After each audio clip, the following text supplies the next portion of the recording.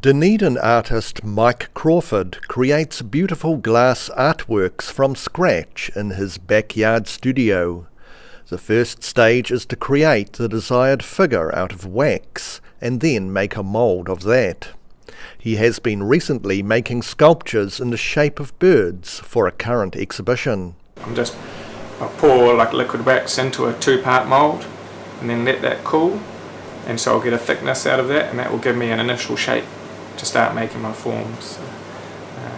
And then you start adding parts on, so making a bird form. It will be a beak, and then a tail will be attached, and you maybe need a foot, and these sort of things get attached all in part of the process.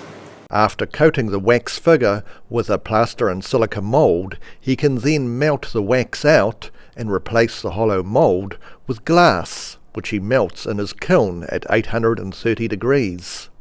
Then there is a long cooling process. You have an annealing temperature, which you come down to about 440 degrees, about half of what you were firing at originally, and you hold that for about 10 to 12 hours, and then you come down maybe 1 or 2 degrees for the next 100 degrees, so it's quite a sort of a slow incremental process. After 5 to 6 days of gradual cooling, the sculpture is ready for the final gloss. Crawford says the sandblasting practically melts the outside skin of the sculpture again. There's lots of polishing and stuff that needs to happen at that stage. It can be 3, 4, 5 days of work just to finish quite a large piece.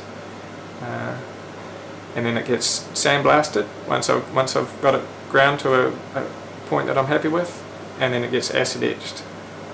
And that's the final stage of the process. Mike Crawford's Battle of the Birds exhibition is on at Dunedin's Milford Galleries in Dowling Street until mid-May. Rudy Adrian, The South Today.